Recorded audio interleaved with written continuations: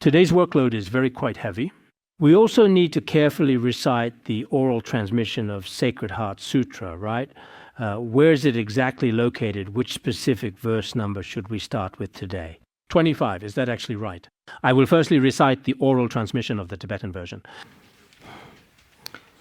Yondan janji jiwo torngana mabjoda ngamshun chawa tuse takshit zamme par tongtsit mala chavdar perwala zombi stia girang sindala jivshirna marjo rangir jigbam kechib maglam ne worte jan ne wangwem gorkur tapsirlam kepi zingan jiwo labjin kirtsirlab samse rjartan navla niwi rangtaganguman tanzin jamchuk tsichim shirwani yinyang 당선 용던 장라 습거는 맙시다 달굴 genjim zibi zhimangzam 통놈 용던 하나씩 매장 소소랑 통의 ngārchun bamji 강위 ngāngsirna 맙시다 ngorkukandag janchun jopala zombi rangdang shindum zombi zhugbo zom tongce yerchu semdar ninga tigleran korndig yerchu semdar ninga tigleran korndig sagbo amzhizhig ngomo jang nangdab tabder tondim jever mandi shodnam jig yotjang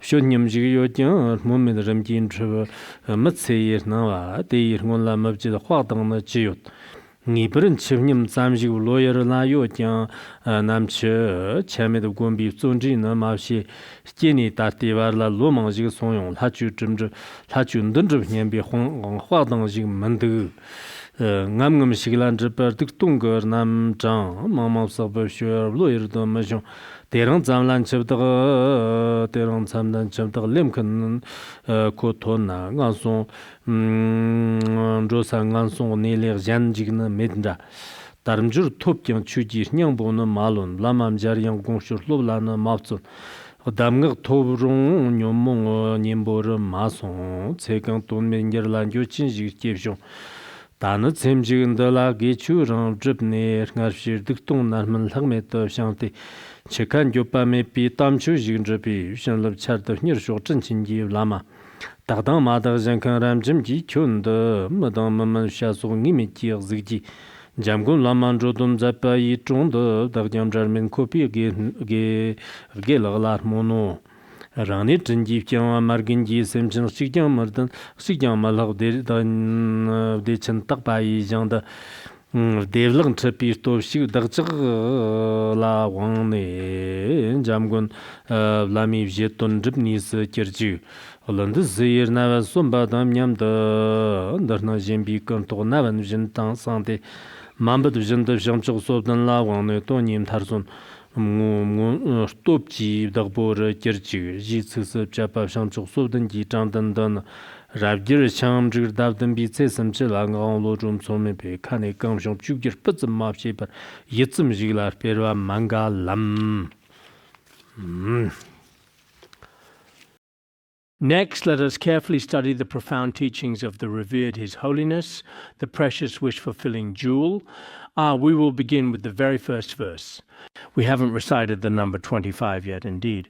Kepsam zangsam zombe shirnin ji tsodya tangbon jati tamchis tsipkar la chaya. Rjundan jogna ngamjut kona la zomshir ningmi ton ningmi njodon rangri njaptabna gagots. All right, next, let's carefully study together now. In the significant 1960s, the Venerable His Holiness, the Holy Wish-Fulfilling Jewel, masterfully composed a powerful Vajra song. In this important song, if we truly thoroughly study it deeply and constantly often recite or patiently contemplate it in our own personal practice, if we recite or reflect upon these profound teachings regularly, it should be of immense and immeasurable benefit to our spiritual practice and personal development. Why is that the case? First and foremost, the powerful and transformative blessing power emanating from such great and enlightened bodhisattvas Vajra speech is truly extremely powerful. Second, for ourselves, for us, it greatly provides a truly unique and deeply irreplaceable special connection. This connection is profound and essential for spiritual growth. Third, when the profound blessing of the Guru truly and completely merges with our own mind, our spiritual practice naturally becomes exceptionally easy and effortlessly flows, leading to significant progress and understanding. So I truly think that everyone should not treat this profound Vajra song as something I'm just giving a simple literal explanation of at this particular moment in time. But for those of you who are sharp-witted, you should be able to infer much more from it and understand it easily. For those who are less perceptive, no matter how much is explained, there will still be some difficulties. So this time we discussed these teachings outside of regular class hours. Earlier, we may have mainly talked about worldly matters, including things you are especially attached to, such as worldly status, material wealth, fleeting fame, romantic love, and so on. We have indeed given many profound teachings on this significant aspect. So, starting from today, we will discuss some essential aspects of transcendent spiritual practice. There will be a bit more focused attention on these important topics. So how is it explained today? It says, a spiritual teacher endowed with virtue, discipline, and wisdom, when first encountered, everyone is filled with respect and admiration. But since after spending time together, people tend to speak harshly, it is difficult for us to benefit the beings of degenerate world. Here it says that those individuals who possess virtue and benefit sentient beings, who have an extremely kind and compassionate heart, and who maintain pure discipline, that is to say, the discipline of the Bodhisattva vows, the Pratimoksha vows, and the Tantric vows, as well as those who have studied, contemplated, and practiced both worldly and transcendent teachings, such wise and accomplished great masters and teachers, who truly possess the three trainings of discipline, concentration, and wisdom. Such remarkable teachers, at first many disciples regard them as true Buddhas and revered Bodhisattvas, offering them everything through body, speech, and mind, prostrating themselves fully and completely, even being deeply moved to tears with an incredible amount of faith. Oh, all of my body, speech, and mind, everything that I possess, even my most precious Gao amulet box I humbly offer to you. No matter what it may be, I offer it all completely to you, or serve you in every conceivable way. Crying, and when the teacher is truly about to leave, I absolutely insist on seeing you off. I truly must see you off. If I don't, I just genuinely can't feel at ease. Their unwavering faith is especially strong indeed. But after a long time, after a few years, some people start to get tired of the old and crave the new. Nowadays, many international psychologists believe that the basic duration for novelty seeking and getting tired of the old is about 6 months. Whether it's in relationships or between teacher and student, after 6 months, for many people, the freshness wears off. They're not as excited anymore. So, after a long time, it's not like it was in the beginning. At first, they seemed especially respectful, joyful, and full of faith toward him. But gradually that feeling fades away. In the end, what they say with their mouths is all about his personal faults, the Dharma teacher's faults. They go around spreading all sorts of negative faults and shortcomings. So as the wise His Holiness has said, for people like us, if we want to help sentient beings in this degenerate age, it's very, very difficult. Most people are novelty seekers who tire of the old. At the very beginning, they have a great deal of faith, but as time slowly goes by little, it really does become very, very hard to truly benefit sentient beings. I think I once posted about this on Weibo just the other day, a profound teaching called Gonjin Yonten Gyatso. In it, he also clearly mentions that at the very, very beginning, one has especially strong faith in the teacher. But later on, when you want to make use of something, you think of the teacher. For example, when you encounter obstacles or fall ill, or run into some unexpected problems in your practice, when you have specific needs or particular requests, you truly treat the teacher as merely a tool to fulfill your every wish. At that particular time, teacher, can you give me some money for reciting mantras? Teacher, I'm feeling so troubled and in pain right now. What should I do? I'm having problems in my relationship. Something happened at home. Once these issues are resolved, then there's nothing more. It's like that. But if you truly respect your teacher, you take the teacher's teachings very seriously. Later, when you develop a truly unique faith in the teacher's profound teachings, that is genuine respect for the teacher, Otherwise, maybe for the time being, you just think the teacher looks good, or the teacher's clothes look nice, or the other kinds of feelings or connections you have with the teacher. No matter what kind of relationship it truly is, they might not actually last for very long. Otherwise, as time gradually goes on, you will eventually start to feel quite bored, and in the end, you might even feel a sense of renunciation. This kind of thing happens even now, between teacher and student, both sides. No matter who they meet, they go around spreading each other's faults everywhere. On one hand, this is a sign of being attracted to the new and bored with the old. On the other hand, people really do have this kind of flaw. At first, it seems like there's a sense of mystery. You think of the so-called teacher, oh, maybe they're no different from a Buddha. But after spending a long time together, you start to notice a lot of flaws, just like people in the world are now. At first, when worldly people haven't really interacted yet, before the mystery unraveled, they feel extremely close, like their relationship really good, and they think the other person is just wonderful. But as you gradually get to know each other, you start to see a lot of faults and shortcomings. At that point, both sides start to really dislike each other. This phenomenon happens often in the world. So our truly precious teacher made it especially clear here, emphasizing the importance of this point, that in a degenerate age, benefiting sentient beings is truly difficult. Some of us, when we talk about the merits bodhicitta, everyone benefits sentient beings. I go benefit sentient beings. But in reality, truly benefiting sentient beings is not easy at all. In the process of benefiting sentient beings, you will encounter many unimaginable things. You genuinely want to help others, and you truly care about their well-being, and wholeheartedly wish the best for them. But others may not feel the same way, whether it's your disciples or individuals who are not directly connected to you on occasion, at different times, in specific circumstances. If you are shown even a small amount of genuine regard from other people, many people will naturally become unhappy at such times, for reasons unknown. As long as your efforts to spread the Dharma and benefit beings achieve even a little bit of success, people around you, I'm not sure if I've mentioned this before. Nowadays, many people, including economists, think this way too. Why do I want to buy a house? Why buy a house at all? Ideally, it should be bigger than the house next door. People all have good intentions in their hearts, but many are comparing to others. So in benefiting sentient beings and relying on a teacher, it's the same.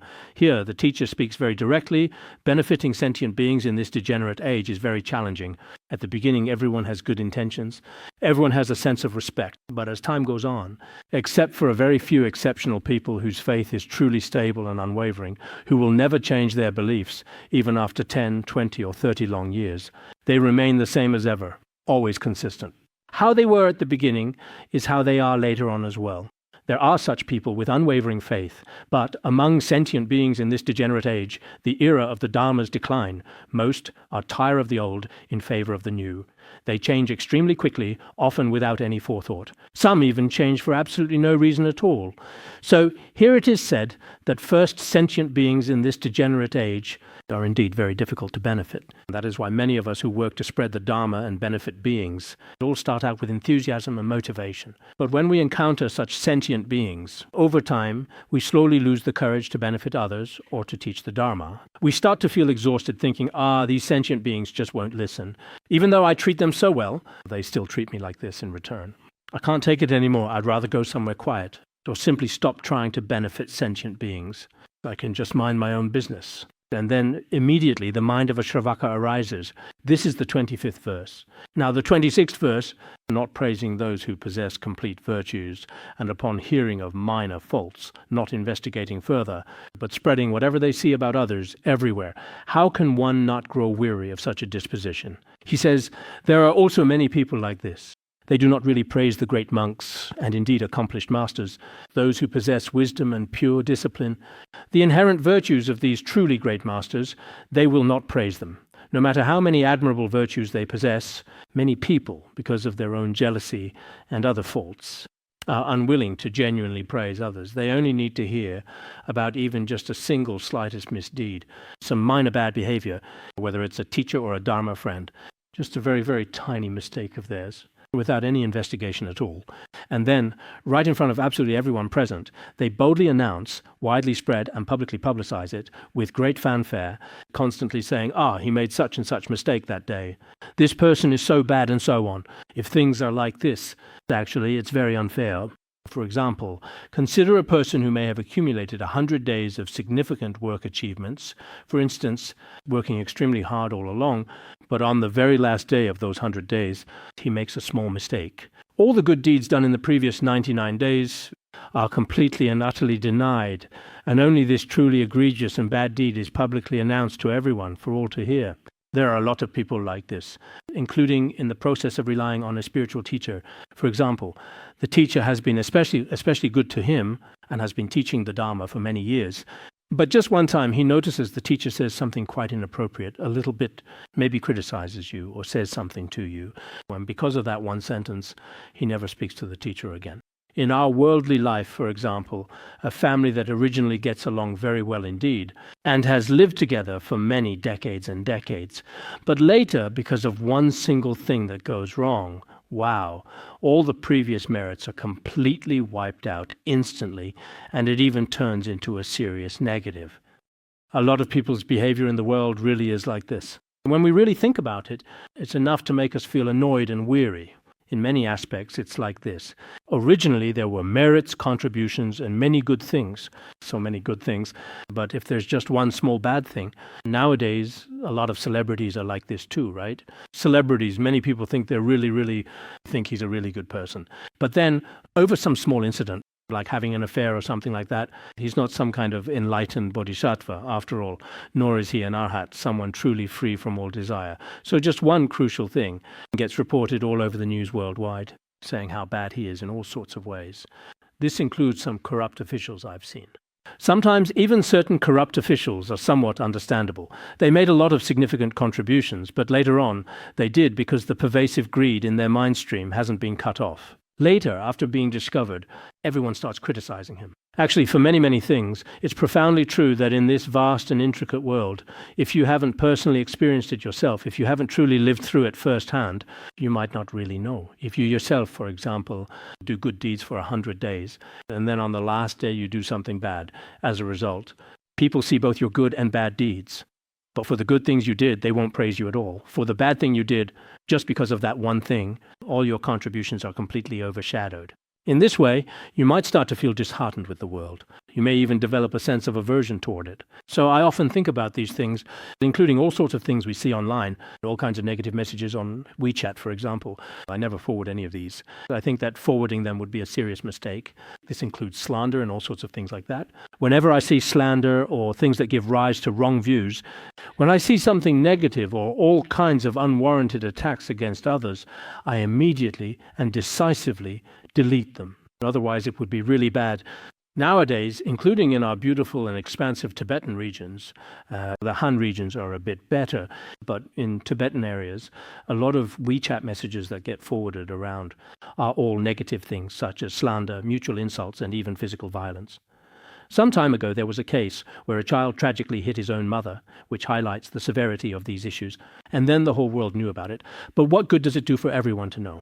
Maybe this child just acted out when he was overwhelmed by afflictive emotions.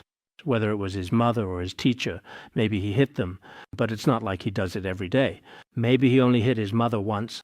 But then this entire incident was subsequently posted online, and then people all over the world, it happened in our hometown. So now our hometown has a really bad reputation.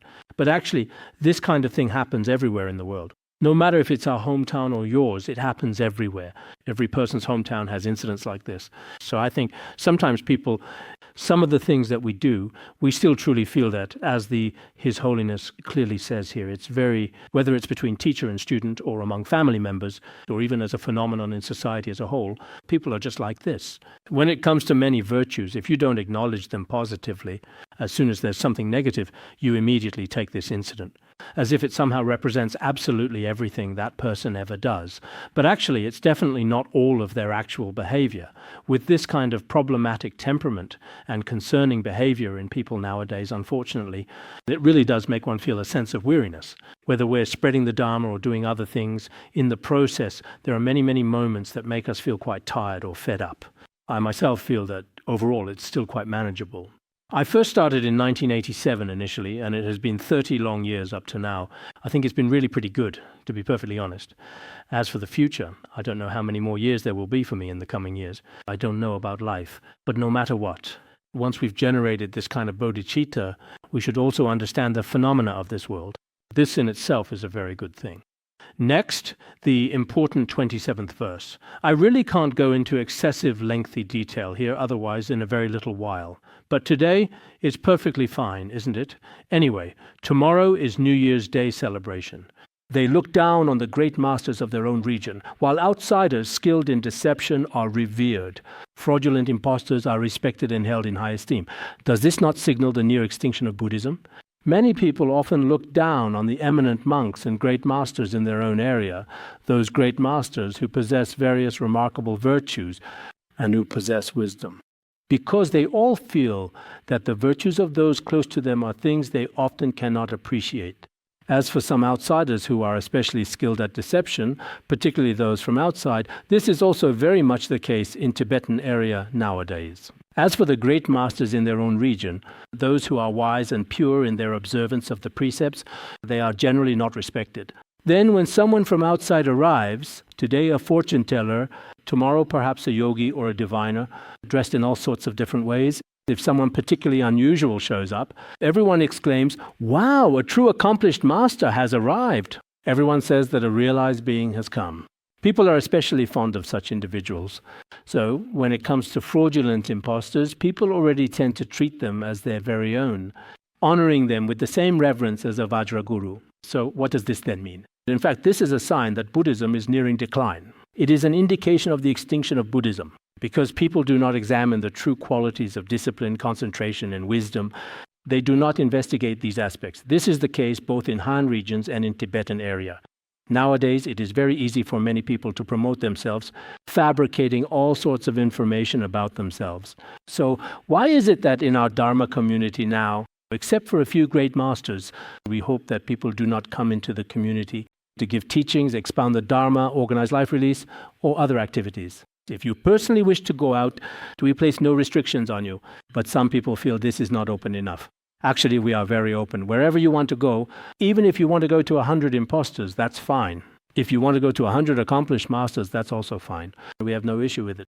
But within our community, we must have our own authority in this regard.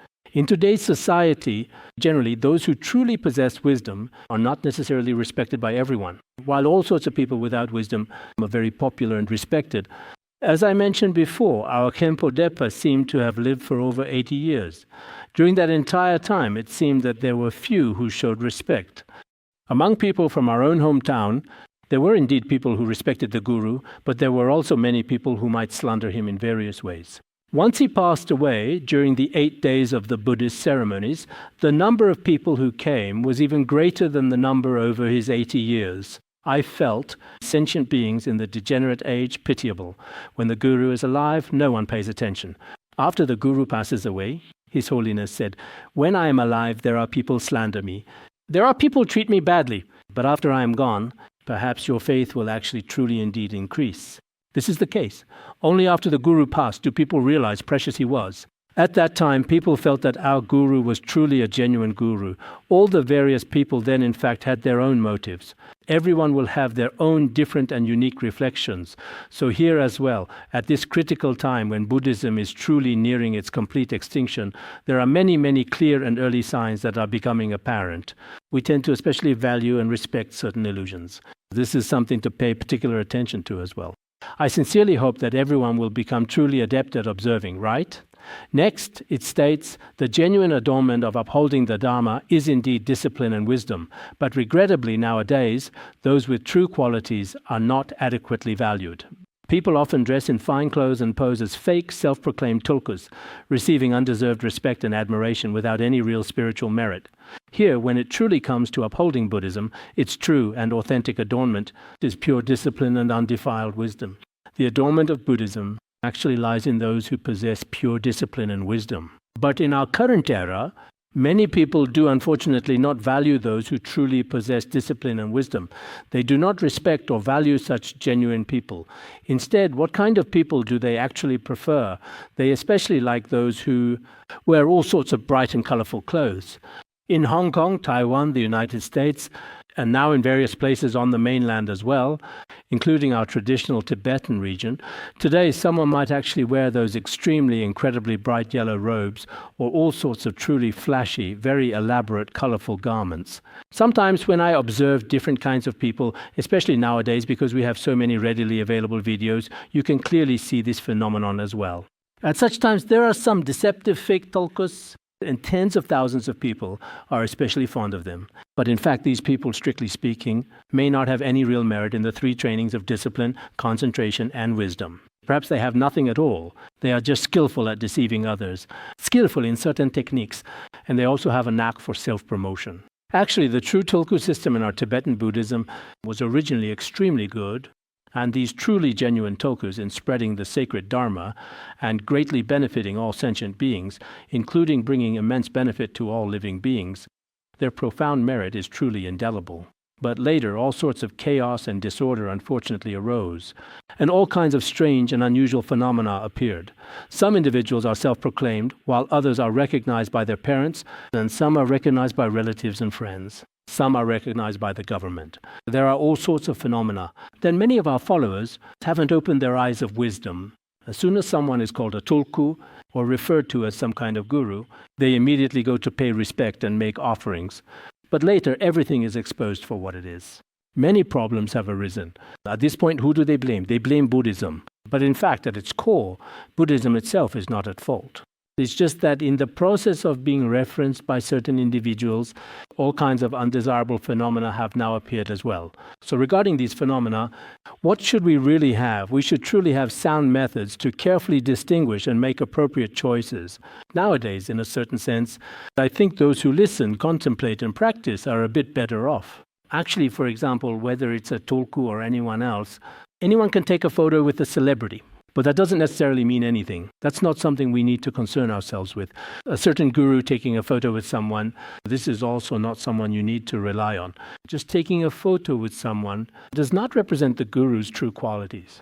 Nowadays, some people use your personal photos, various business cards, or other such unimportant and superficial things to create confusion, especially in the Han regions. So we sincerely hope that everyone will pay close attention to this important matter. At this time, you see, His Holiness also mentioned the true dignity of Buddhism, pure precepts and wisdom. Whoever possesses pure precepts and wisdom, then they have the ability to guide disciples and the qualifications to accept disciples. Thus, the path to liberation that they teach us will definitely be helpful to us. If someone lacks pure precepts and does not possess pure wisdom, but only has various external appearances and outward manifestations, then they may not truly be what we need. So what is it that we really need? What we truly need is actually liberation, not beautiful clothes. If it's just beautiful clothes, nowadays you can easily buy them online and you can truly find almost any kind of clothing you could possibly want. Now, just by simply relying on a headset now, all sorts of outfits and numerous accessories, as well as other accoutrements, you can directly experience this for yourself and truly understand. When you actually buy clothes currently through various means, especially buying online, it's extremely easy. We should consider, what is it that we truly like? What are the three trainings of precepts, concentration, and wisdom? Precepts, concentration, and wisdom. No matter who possesses them, indeed, we should rely on them. This requires careful observation. Without observation, it might not work. This has been mentioned many times before. If we rely on someone casually without proper observation, that is a very dangerous thing. For example, when we look at a person, if he is looking for a potential partner in this world, he'll carefully check if the person possesses a house, if they have sufficient savings, if they have a car, and what their family background is like. What does his father do? What does his mother do? Does he have a job himself? If he has a stable job, how much is his monthly salary exactly? Is it truly enough to comfortably cover all their essential expenses? What about the fundamental living necessities for two people, and so on, considering all aspects? Even for this kind of significant partnership that lasts just a few decades, one still needs to use their own wisdom to observe, including his personal history and background and so on. But now, when many people rely on a spiritual teacher, they don't think it's necessary to observe in this way at all. Oh, today someone sends a message saying that a certain person has arrived and in their previous life they were such and such. I can't say otherwise. If I mention a certain tulku, it would be a disaster. Because I often really like to criticize. Sometimes I end up exposing a lot of different people. Some people, when they lose their market, start blaming me. Some individuals are fake tulkus, some are fake monks, and some are fake Khenpos. So I myself am also fake in that particular case, right? I guess it's possible to be fake. In the secular world, I have never thought I was real either. But indeed, according to the perspective of the Buddhist scriptures, Buddhists shouldn't have too many false appearances. If there are too many, it will be harmful to Buddhism. I hope you Buddhists should, in a certain very real sense, learn to carefully observe. If you truly don't learn to observe at a certain critical point, it might potentially lead to a situation that is not very good, indeed quite detrimental for all of us. So pay attention to this. Next, let's now carefully talk specifically about the 29th verse in detail, not recognizing the nature of being full of evil deeds, openly or secretly delighting in others' faults. When one encounters companions who are precisely like oneself, a profound and undeniable feeling of sorrow inevitably fills the heart. This deeply implies a failure to truly examine oneself and one's own inner being. In other words, oneself, in reality, is absolutely extremely terribly bad, completely full of countless evil deeds. All the worst bad habits and negative tendencies have already fully come out completely. There is nothing good at all in everything. This is the kind of person one is. But one has no idea what one is really like. Often, whether in front of other people or even behind their backs, they will openly or secretly talk about all kinds of others' faults, unable to see or recognize any good in others. Here, His Holiness, the wish-fulfilling jewel, speaks in particularly humble terms, saying that when seeing companions and fellow practitioners who are just like oneself, of course, His Holiness is not all that bad, not at all possible.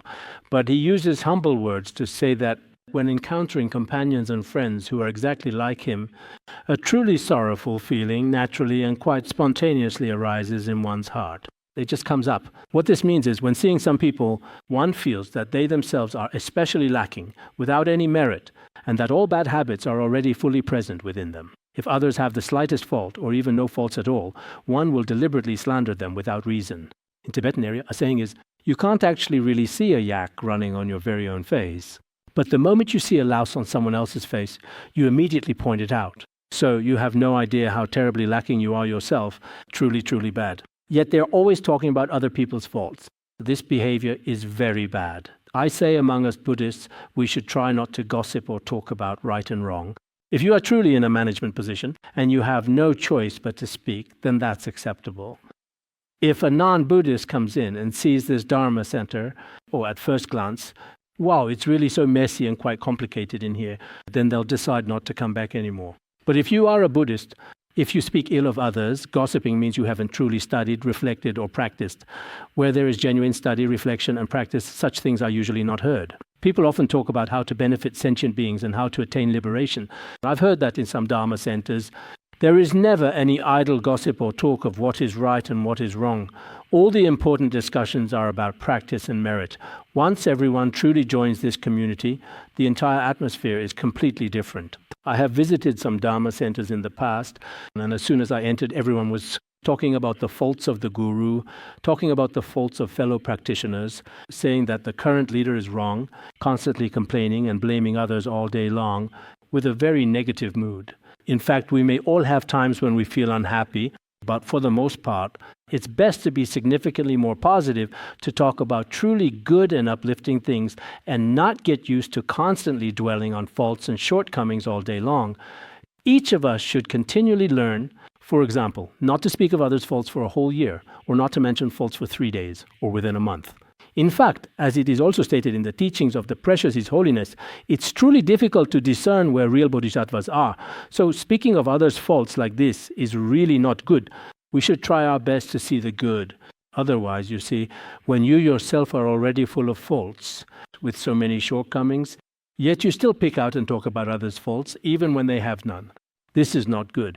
Next is the 30th verse. Although one truly wishes to sow the seeds of the 6 essential grains in the fertile fields and enjoy the bountiful harvest in autumn, with human life ever decreasing and never increasing, how can there be any certainty that one will not die first? Although some of us, including some farmers and some other people, They truly think in their hearts that in the coming spring season they will diligently sow the precious seeds of the 6 essential grains in their fertile fields, earnestly hoping that when the bountiful autumn arrives, all the wonderful fruits of these 6 grains will yield a truly abundant and prosperous harvest, and that they themselves will enjoy all of it. But in reality, they have no idea that our lives only decrease and never increase. Every person's life is constantly decreasing day by day. In the past, when Patrul Rinpoche saw many people celebrating during the New Year, he would often cry. Someone asked him, "The New Year is such a joyful time. Why are you crying?" He said, "Oh, if you think about it, today everyone here has had their lifespan reduced by 1 year. In that case, we are 1 year closer to death.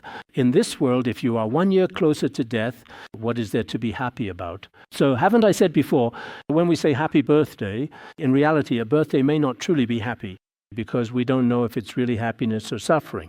Because on your birthday, exactly 1 year has passed. For example, if you originally had 30 years of life, then on your birthday, you only have 29 years left to live and experience this world.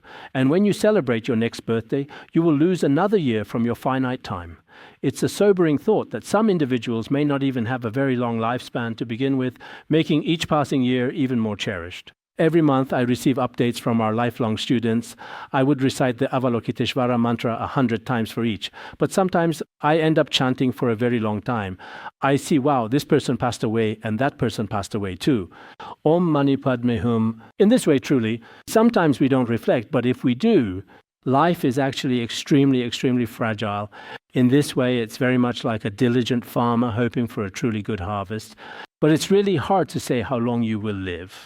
There's absolutely no guarantee that you won't tragically die before you can even harvest your precious crops. If I don't happen to die before tomorrow morning, then truly none of us can make that solemn promise. But in our habitual thinking, we always say, wow, I might live a very long time. This afternoon, a young Tibetan man came to see me. He said, "Khenpo, I've been thinking for a very, very long time today. Indeed, quite truly." He wanted to make a vow in front of me. I just asked then, what kind of vow exactly? He clearly stated, "From this very day onwards, I absolutely will not consume any fish, nor chicken, nor shrimp. I will not partake in any of those particular food items whatsoever." I responded by saying, "That is indeed a very commendable and excellent decision." And then I asked, "What exactly will you choose to eat?" He responded by saying, "I will exclusively consume beef along with mutton and also pork." Subsequently, I replied, "That is perfectly acceptable. That arrangement is entirely fine as well, as long as you don't eat the others." Of course, this way of thinking is probably about the same. Now, in some religions don't eat pork, for example. In reality, it's just a habit. The difference might not even be that big. But anyway, that's what he said. I said, that's fine, that's also very good. Later, he said something else. "But now I don't eat fish.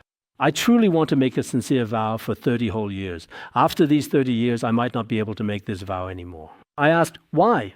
"Because after long 30 years, I'm in my young 20s now, having just started working this new year. After full 30 years, I'll be considerably much older. At that elderly time, I might probably need to drink a little fish soup." Then I thought to myself, wow, people in this world think about 30 years as if their own life is very fixed. They think, I definitely won't die within 30 years. And after 30 years, if I want to drink fish soup, this kind of mindset is actually quite good, indeed a very beneficial perspective. But none of us can guarantee that, let alone 30 whole years. Even just 30 short days is truly hard to say, right? But making such a vow is also fine.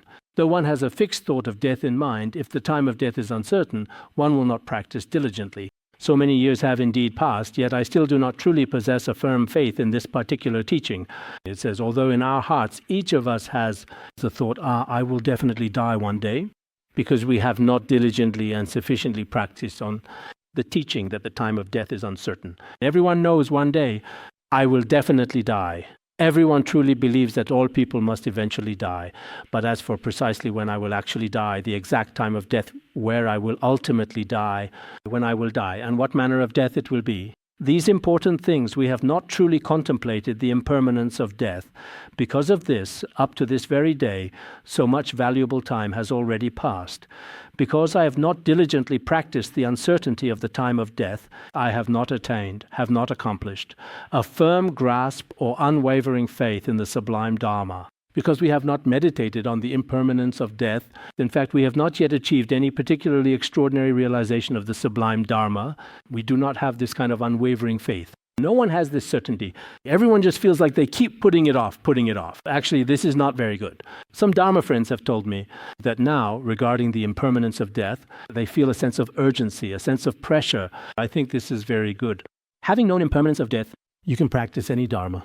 But if you don't have the concept of the impermanence of death, then you are like worldly people. I will die, and keep working, doing things. It's fine to do things, but when it comes to spiritual practice, this particular kind of procrastination is especially truly and unequivocally bad. Each and every one of us may have a certain tendency, awareness that death is inevitable, but the practice of contemplating the uncertainty of the time of death is something the Kadampa tradition places great emphasis on. So the 32nd verse says, "The number of natural downfalls committed is so great, the mind can hardly bear the accumulation. If the Lord of Death were to arrive today, it seems the only destination would be the lower realms. It says whether it is from beginningless time or now, or in this very life, the number of negative actions and misdeeds we have committed, if they were all gathered together, they might be higher than Mount Sumeru and more numerous than the 4 great oceans."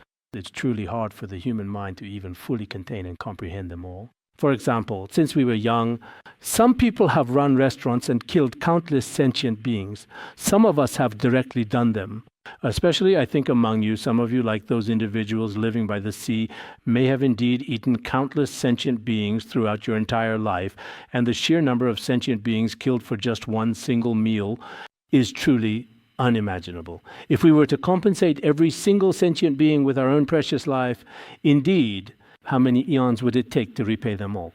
So from our childhood up to now, including the pratimoksha vows and natural misdeeds we have broken, if all these truly negative and destructive actions were gathered together, it would be truly unimaginable.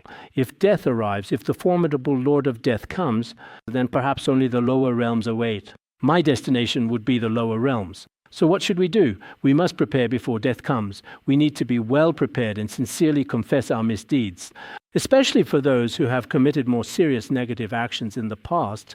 I hope you can also recite the Vajrasattva mantra and similar practices and confess as soon as possible before death arrives.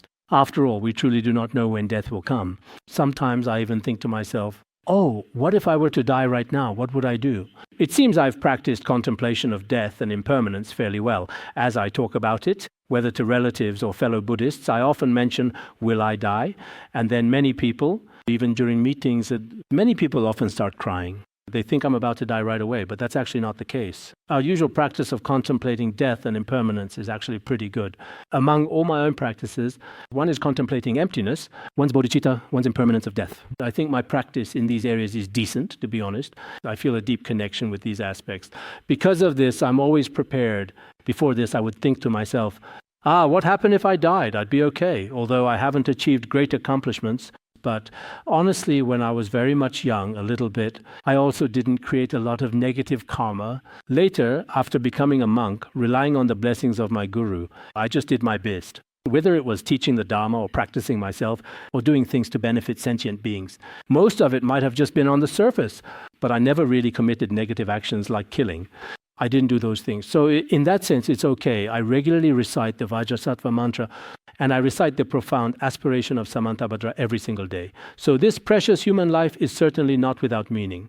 Whenever death eventually comes to greet me, I'll just calmly say, hello there, you're finally here. So will we fall into the lower realms? Sometimes I think maybe we will. Other times I think probably not. After hearing such profound teachings, no matter what, I probably won't end up in the lower realms. The other day there was someone, never mind, there's no time left.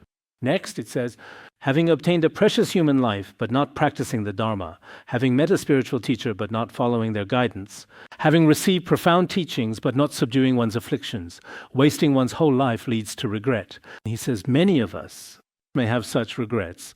I have already obtained a precious human body, but I did not make good use of this precious human life to truly practice. I have already encountered these remarkable spiritual teachers and Vajra gurus with supreme practice and accomplishment, but I did not truly learn according to the innermost true intent of the guru.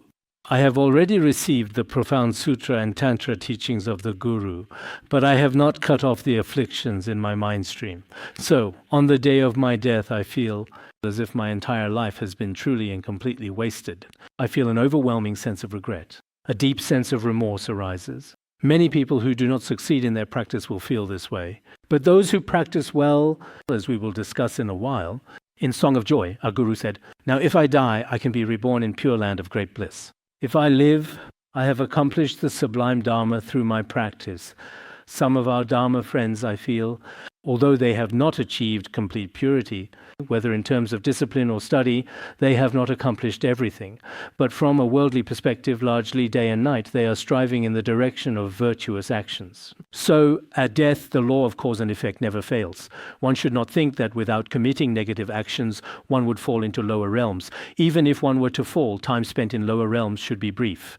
Of course, here it is deeply about regretting the especially unfortunate actions of someone whose Buddhist practice has been unsuccessful, which means that we need to encourage us to reflect on ourselves. Have you practiced with this human life? After encountering your guru, there are many qualities in the teacher's mind stream, both worldly and supramundane. Have you learned them? If you rely on a spiritual teacher, you should learn these qualities. It's not merely about engaging in something on a superficial level. It's profoundly more significant and intricate than that. These are the 33 distinct and important verses that we have just finished discussing, completing our review in a relatively quick manner. Usually after an hour, my mind starts to feel a bit in a hurry. However, today, due to our extensive discussion covering a few more additional and important topics, we now turn our attention to the 34th verse, which states, "From now until old age may I practice virtue. May all negative karma created in the past be purified, leaving nothing. I pray to the kind teacher to grant me accomplishment, and at death may the rain of blessings ensure I have no regrets."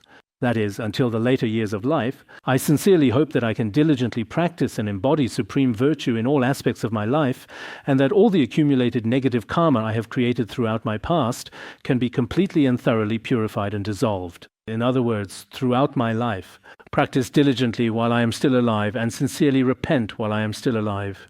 When I leave this world, may all my negative karma be completely purified, leaving nothing behind.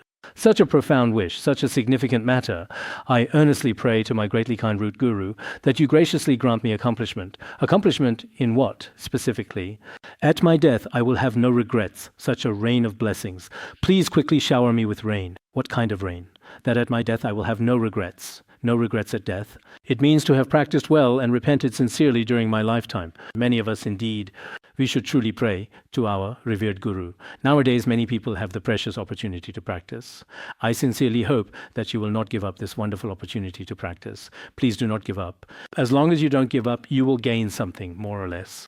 I hope that today you will also make good aspirations. Our human life is very short. It is not easy to encounter the Dharma. Think about it. No matter how old you are now, you can say, "Before I die, I will not give up. I will not give up this faith. I will sincerely repent and will not give up. I practice diligently and will not give up." Each of us has different afflictions. Some people may practice better than others. For example, if two people go on a 3-day retreat, one might do well. When they come out, they may have developed the 5 eyes and 6 supernatural powers. The other person, their eyes are red from crying, and they haven't developed 5 eyes or 6 supernatural powers.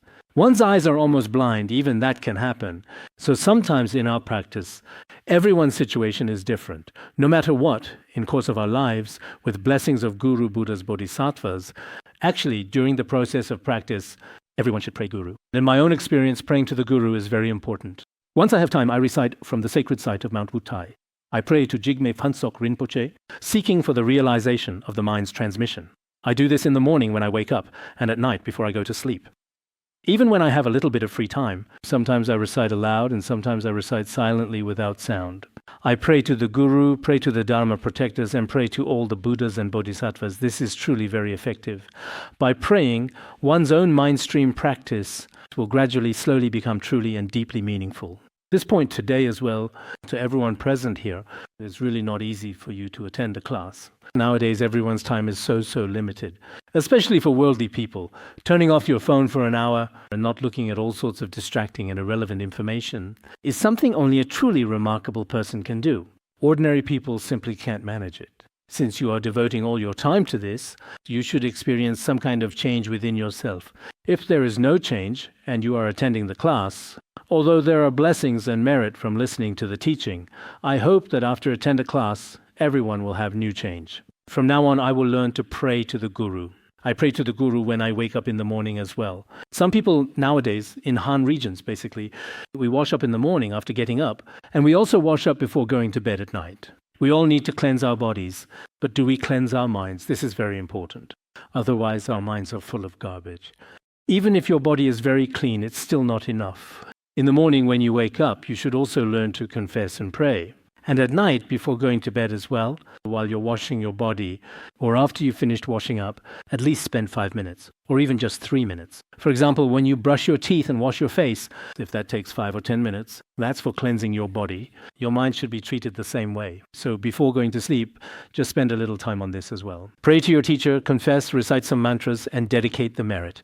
These are things you need to learn. Everyone should integrate Buddhism into their daily life. If you don't integrate it into your life and only attend a Dharma assembly, or occasionally, when you're in a good mood, pick up some prayer beads, chanting Om Mani Padme Hum, or spin a prayer wheel a few times, you do it, you're happy.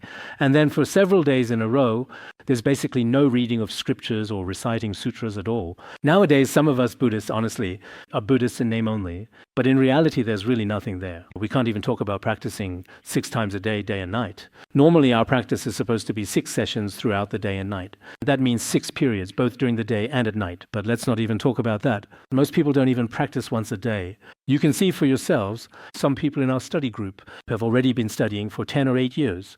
They say it's been 10 or 8 years. But if you add up the actual time spent, it might not even be a month. So we really should dedicate some time to this. Put in a bit more effort, right? So that when the time comes to die, you won't have regrets. Otherwise, honestly, if you encounter such wonderful Dharma, but haven't practiced at all by the time you die, you will definitely regret it. Now, the 35th verse says, "May the pure and impure countless worlds with beings human and non-human, all of uncertain nature. In Manjushri's presence, the supreme teacher benefiting beings, may I never be separated from him." This is a prayer of aspiration. May it be that in the coming future, whether the compassionate teacher goes to a perfectly pure land or an impure land among these boundless and limitless worlds, the teacher may sometimes appear in human form and sometimes in non-human forms, including as some animals, including beings from the hell realms, hungry ghosts and animals, etc., manifesting in all sorts of uncertain forms to benefit sentient beings. So regarding such a Manjushri-like teacher, here the Manjushri-like teacher, His Holiness actually refers to Mipham Rinpoche. That is to say, the Manjushri-like teacher is Mipham Rinpoche. In the future, wherever Mipham Rinpoche may be, in pure or impure lands, whatever form he takes to benefit sentient beings, I hope never to be separated from him. I must be before you, in your presence, together with you. For example, if you take the form of a being in hell to benefit sentient beings, I too will become a being in hell to benefit sentient beings. If you become an animal to benefit sentient beings, then I will also take the form of an animal to benefit sentient beings. If you go to a pure land to benefit sentient beings, then I too will transform accordingly. If you truly become an official in the human world, drinking and smoking every single day, I will become your secretary. Someone who drinks and smokes. His Holiness has spoken about this before.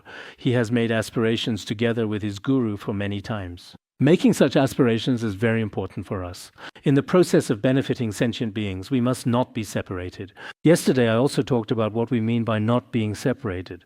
Sometimes it really is being together with the Guru, always by their side, never apart. But sometimes you may not always be physically with the Guru, but if your actions are completely in sync with the Guru's, that is what it means to not be separated from the Guru. Look at how many bodhisattvas there are in the pure land of ultimate bliss. If every single bodhisattva were to rush to be right in front of Amitabha Buddha, then Amitabha Buddha would probably be exhausted. If every bodhisattva holding Amitabha Buddha's hand, it's impossible. In the pure land, making aspirations and benefiting sentient beings means not being separated from Amitabha Buddha. So for us now as well, we should all have this understanding.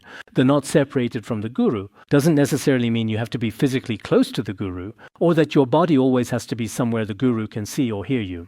It's not necessarily that, it's that we share the same aspirations. In the past, we also made the same aspirations as His Holiness did. Our precious Guru, or Mipham Rinpoche, no matter if they are in a pure land or in any world, if in Jambudvipa benefiting sentient beings, then we would become a little ant in Jambudvipa or even a small animal, and we would still be completely willing. And if we make such aspirations sincerely from the heart, that is the best. Otherwise, insisting that I must always be with the Guru and that no one else can touch or approach the Guru except me, or see him, that this is my guru. How could it truly be like that? That the guru is someone no one else can even touch? You want to protect the guru? Come, let me protect him. If that's the case, this doesn't necessarily mean not being separated from the guru. The so-called not being separated from the guru should be understood from many different aspects. Now, the last two verses, one is, may I always protect mother sentient beings and lead them all without exception to the pure land of great bliss. May I alone possess such power and fulfill the intentions of Manjushri Guru.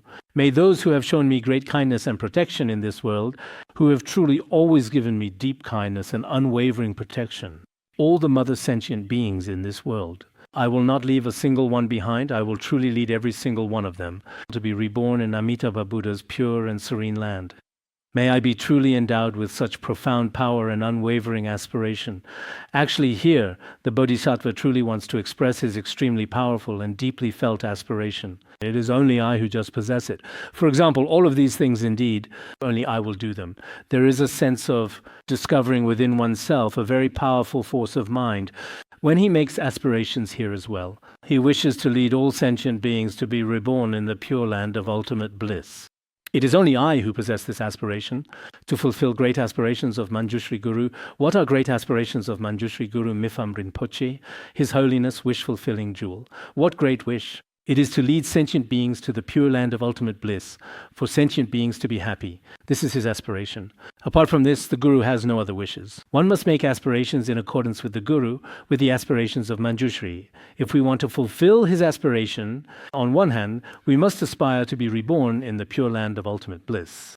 As disciples of this lineage, we should be able to be reborn in the pure land of ultimate bliss. With Amitabha's and the Guru's aspirations, as well as the various favorable conditions we ourselves possess, we can all be reborn in the pure land of ultimate bliss, and then guide many sentient beings to be reborn in the pure land of ultimate bliss. This is the final dedication.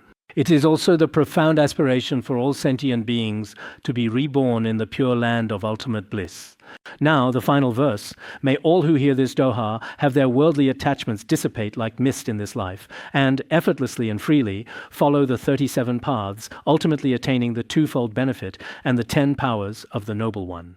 Finally, regarding the merit of this His Holiness's doha, it is sincerely wished that all those individuals who hear the sacred Vajra song of the path may truly receive the uncommon and profound blessings of the three jewels and the Guru. May all their worldly attachments completely dissipate like smoke and clouds. Because as people living in this world now, this attachment creates much karma. Our attachment to the world, we are unable to let go of our attachment to worldly things. Many people cannot see through or let go. For this very reason, logically, we understand that it is the self-clinging in our mental mind stream creating trouble, but in our actions, this is the case in many ways. From beginningless time until today, we have done many things not in accordance with the Dharma. All of these are related to our self-clinging. They are also connected to our attachment to this present life. If we could see through and let go, then our spiritual practice would be very easy to accomplish. Therefore, at that time, His Holiness also made a vow that all those who hear his profound Vajra song of the path, may they truly gain some deeper insight into the very ultimate nature of the true world, and naturally, without effort, they will perfect all the virtues of the 37 factors of enlightenment. Temporarily, they will achieve perfection, and ultimately, they will accomplish great benefit for both self and others, and possess the 10 great powers and the perfect qualities of a Buddha. They will truly attain Buddhahood. This is the aspiration prayer that was made. So, within this aspiration prayer, it actually plants a virtuous seed in each of us, and it is also a very powerful blessing from His Holiness. I also mentioned this the other day. Some of you have never met the His Holiness, nor have you ever heard the Vajra speech of the His Holiness.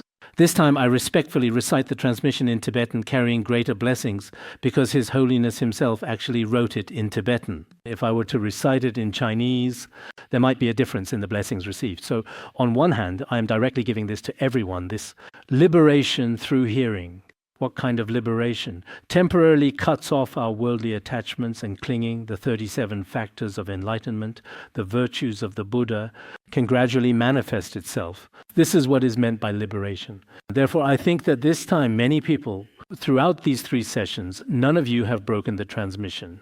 I feel that some of you are especially busy with worldly affairs, but you have kept making the effort and have consistently persisted through all 3 important sessions. I am especially and truly grateful as well. Why am I so grateful? Because you are taking responsibility for yourself, not for me or anyone else. It is also for your own true wisdom and personal liberation. Indeed, this requires a certain sense of responsibility. Therefore, all the Dharma friends present here this time are also very enthusiastic about listening to the teachings and in all other aspects. Especially, I personally feel that although the precious His Holiness has been gone for 13 years, His invisible and miraculous power has always accompanied us.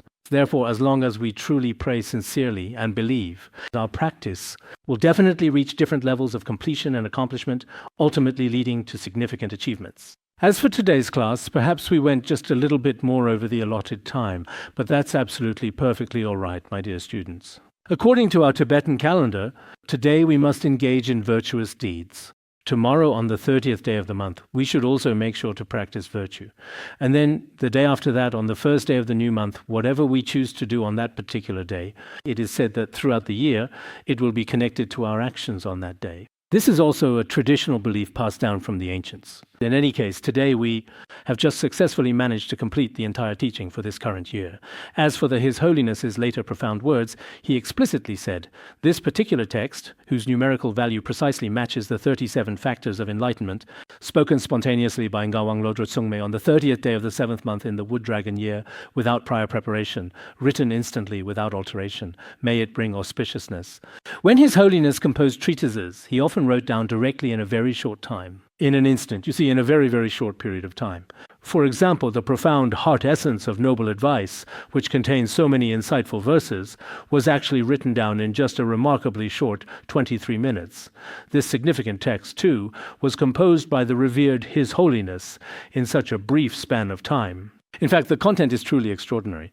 It contains many perspectives on wealth and all sorts of viewpoints. The Buddhist perspectives within can be fully explained in relation to many aspects of modern life. We can completely interpret them. Today, we have also learned the teaching from the precious Guru, our revered teacher, which was composed in the 1960s of the last century. It is a crystallization of spiritual wisdom. Today, more than 13 years after the Guru's parinirvana, we can still feel it so quite vividly and so clearly. If we can truly merge with the Guru's wisdom and compassion, I think this spiritual connection is also truly inconceivable. I am also especially grateful to all of you. Next, let us recite the Heart Sutra 9 times. Then we will recite the aspiration of Samantabhadra to dedicate the merit. See you next year.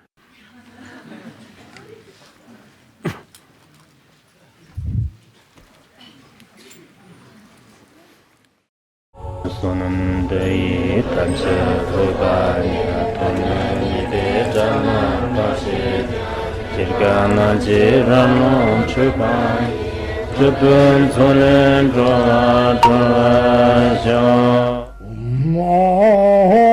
Bandangara Badma Sodargye